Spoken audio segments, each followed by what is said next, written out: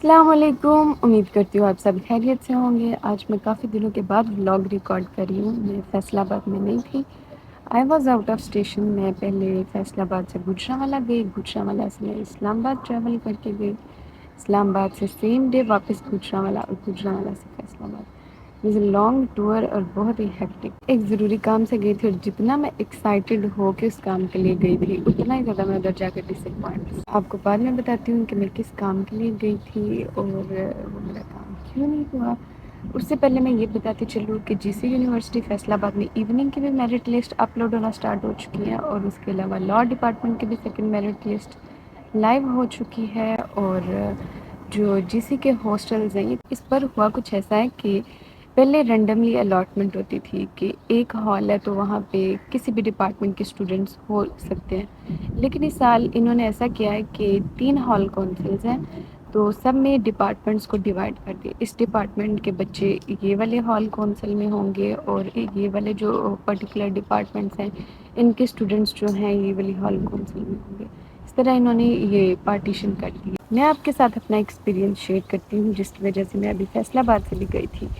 Last year دسمبر میں نے apply کیا تھا آسٹریا کے اسٹڈی ویزا کے لیے۔ After around 9 months R P کے لیے اپلائی کرنا تھا، بٹ انفارچونیٹلی جب میں ادھر گئی تو وہ برتھ سرٹیفکیٹ کا اتنا مائنر سا ایشو میجر ہو کے ہائی لائٹ ہوا کہ جس کی وجہ سے میں فردر اسے پروسیڈ نہیں کر پائی، کیونکہ اگر میں اسے پروسیڈ کرتی تو میرا یہ پروسیس بہت پرولونگ ہو جاتا۔ اراؤنڈ 2025 میں جا کے میں آر پی کے لیے دوبارہ اپلائی کر سکتی۔ So I thought to quit this process. اتنا ٹائم بھی انویسٹ کیا، اتنے پیسے بھی انویسٹ کیے، لیکن کچھ بھی کام نہیں آیا، اور مزید میں اس کے لیے 1 سال نہیں اپنا انویسٹ کر سکتی تھی اس پروسیس پہ۔ پروسیس اتنا پرولونگ ہو چکا تھا کہ روٹین اسکیجولس بھی ڈسٹرب کرنا پڑے، لیکن اس کے باوجود مجھے فائدہ نہیں ہوا کہ 1 سال اور اتنا سارا پیسہ اس پہ میں نے انویسٹ کیا، لیکن اس کے باوجود مجھے کوئی بھی رزلٹ نہیں ملا۔ اس پہ مزید ٹائم انویسٹ کرنے سے بہتر مجھے اسے کوئٹ کرنا لگا۔ منڈے کو میں یہاں سے گوجرانوالہ گئی اینڈ ٹیوزڈے کو ہم نے ٹریول کیا ٹو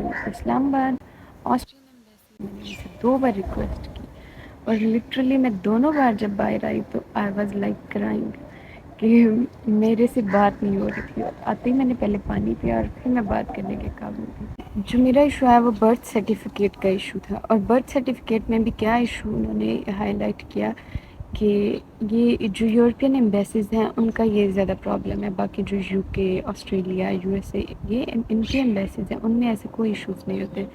اب یہاں پہ انہوں نے یہ ایشو ہائی لائٹ کیا کہ آسٹرین یا جتنی بھی یورپین ایمبیسیز ہیں یہ آپ کے ڈاکومنٹس کو ویریفائی کرنے کے لیے لائر کو ہائر کرتی ہیں۔ جو یونین کونسل کا سیکرٹری تھا اس نے جو رجسٹر پہ میرا نیم انٹر کیا تھا اس میں فادر نیم جو ہے اس نے اس کے آگے کاسٹ مینشن کی، جس کی وجہ سے یہ ایشو ہوا۔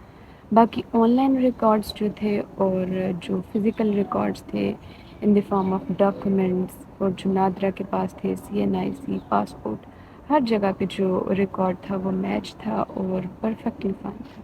یورپین ایمبیسیز کا یہی ایشو ہے کہ اتنا مائنر ایرر تھا اور انہوں نے اس کو اتنا زیادہ ہائی لائٹ کر دیا، اور دوبارہ جو مجھے اپوائنٹمنٹ مل رہی تھی وہ نیکسٹ ایئر جون کی مل رہی تھی فار ڈاکومنٹس ویریفیکیشن۔ وہ میں ویریفیکیشن کے لیے سبمٹ کرواتی، مجھے اکتوبر نومبر میں جا کے ویریفائی ہو کر ملتے، اور یہ 2025 میں اسے پروسیڈ کر سکتی تھی، جس کی وجہ سے میری اسٹڈیز بھی افیکٹ ہو رہی تھی۔ مجھے بار بار ٹریول کرنا پڑ رہا تھا ایک سٹی سے دوسری سٹی، اور میں مینٹلی بھی بہت زیادہ ڈسٹرب تھی۔ تو میں نے سوچا کہ اس پروسیس کو میں ابھی فی الحال ادھر ہی کوئٹ کرتی ہوں اور اپنی اسٹڈیز پہ صحیح سے فوکس کیا جائے۔ اس میں آپ کے لیے یہ سبق ہے کہ اگر تو آپ کسی بھی کنٹری کے لیے پروسیس کرتے ہیں، لائک اگر آپ یورپ کے لیے کر رہے ہیں تو یورپ کے لیے جو پروسیس ہے وہ بہت ڈیفیکلٹ ہے، کمپلیکیٹڈ ہے۔ سب سے زیادہ جو ٹف پروسیس ہے، ویزا پروسیس ہے، وہ یورپ کے لیے۔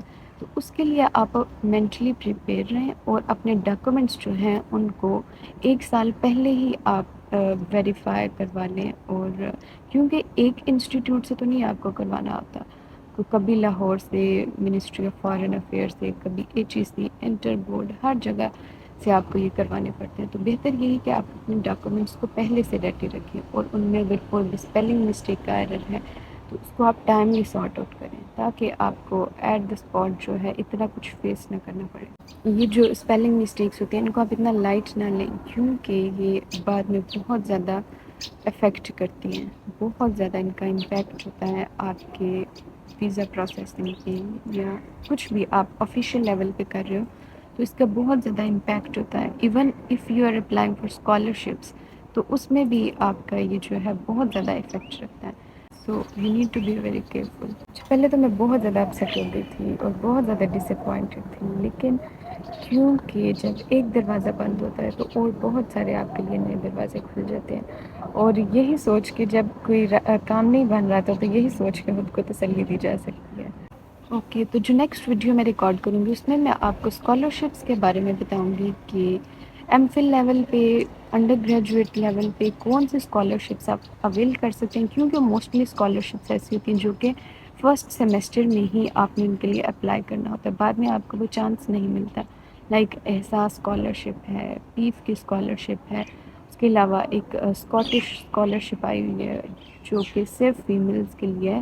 یہ اسکاٹ لینڈ کی جو گورنمنٹ ہے وہ اس کو ڈیل کرتی ہے، وہ پرووائڈ کرتی ہے ٹو پاکستانی فیمیلز. آپ کا جتنا بھی ایکسپینس ہوتا ہے انڈر گریجویٹ یا پوسٹ گریجویٹ کا، اس میں جو اسکاٹش گورنمنٹ ہے اس کو لیڈ کرے گی، اور آپ کے جو جتنے بھی ایکسپینسز ہیں وہ سب اسکاٹ لینڈ کی جو گورنمنٹ ہے وہ بیئر کرے گی، including your hostel expenses and your transport expenses. ابھی کافی ساری اسکالرشپس جو ہیں وہ آئی ہوئی ہیں، including UGRAD, Fulbright, Scotland government scholarship, PEEF, Ehsaas. یہ جتنے بھی اسکالرشپس ہیں یہ ابھی آپ اویل کر سکتے ہیں جیسے ہی آپ یونیورسٹی میں انرول ہوتے ہیں. تو میں اپنے نیکسٹ ویڈیو میں اس کے بارے میں ساری آپ کے ساتھ ڈیٹیلز شیئر کروں گی، یہ کیسے آپ نے ان میں اپلائی کرنا ہے، ان کی اسٹارٹنگ ڈیٹ کیا ہے، اینڈنگ ڈیٹ کیا ہے.